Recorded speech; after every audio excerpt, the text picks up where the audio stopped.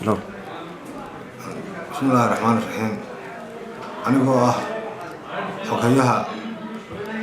قرب كتوسينتا حسب معارض كوطني وحن هلكن دونيا إنا كاga hadlo marka hore abaar baaxsanaya dalka ka jirta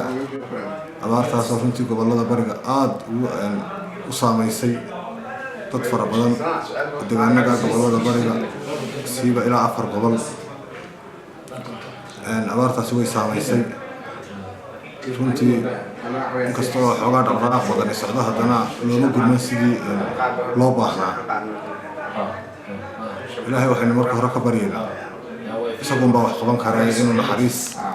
umadiisa usoo naxariisto oo haweeney cid kale oo loo cawda ma jirto ilaahay baynu baryaynaa marka labaad waxaan cid kasta oo ummadda reer Soomaaliland ugu baaqayaa inay u gudbadaan dadka abaaruhu hayaan dadka abaartu hayso mid bini'aadanimo u baahan mid muslimnimo u baahan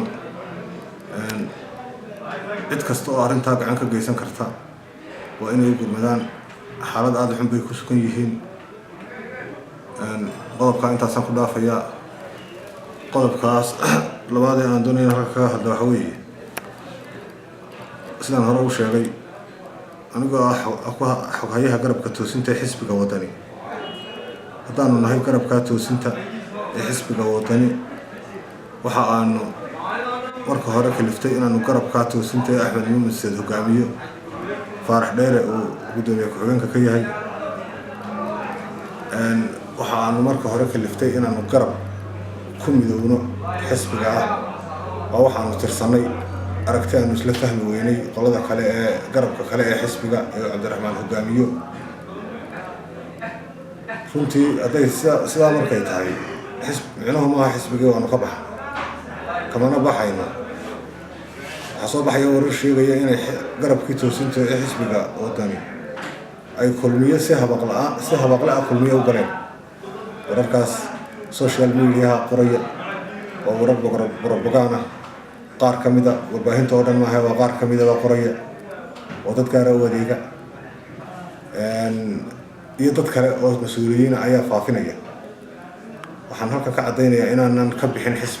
xisbigayagii waanu nahay meel aanu kaga baxnay ma jirto ka bixi mayno waxbaanu ka yara tirsanay inaanu ka heshiino arrintaa waa dhici kartaa hadda inkaba wada hadallaa noo socda haddii wada hadalladaasi oo wixii aanu tirsanaynay la saxo oo la isu garaabo oo la isu haddii eeba xukmayo dee la isqanciyo oo wax laga heshiin karo cadaalad darrada iyo maamul xumada aan xisbigayaga ka tirsanayna kuwa le kulmiyay galeen waxaan odhan lahaa cadaalad darrada iyo maamul xumada kulmiye taallaa ka sii weyn taanu xisbigayagii ka tirsanay haddaanu cid la heshiinayno oo wada hadal la furayno waxaan qabaa inaanu horta xisbigayagii ilaa aanu ka quusanno aanan cid kale la heshiin karin arrintii aanu markii horeba u noqonnay mucaaradka inuu kaliftay inaanu mucaaradka noqonno ee xukuumadda kulmiye iyo maamul xumadeeda aanu nagu kaliftay inaanu ku mucaaradno oo nahno waanu saxaynaa xisbiga wadani uga mid noqonno iminkaba waa taallaa meeshii waxba isma bedelin waa sidoodii waxaanu kulmiyo ku tagnana noo muuqdan kumana soconno xisbigaasaanu kusoo tacabnay waxaan le qodobka horta sidaa ha loo ogaado way wacnayd inay mas-uuliyiintii ka hadlaan garabka oo dhan laakiin kolley qaarkood Faarax Dheere oo kale wuxuu jiraa iyo hafayeenka xisbiga abaaraha gobolada bari ayay gurmadka ka qayb qaateen gargaarka iyo dadka ay u sameynayeen kolley iyadoo isku dhanna way ka hadli doonaan intaasaan iminka doonayaa inaan idinku sii wargeliyo aad iyo aad baa mahadsantihiin asalaamu calaykum waraxmatullahi wabarakaatu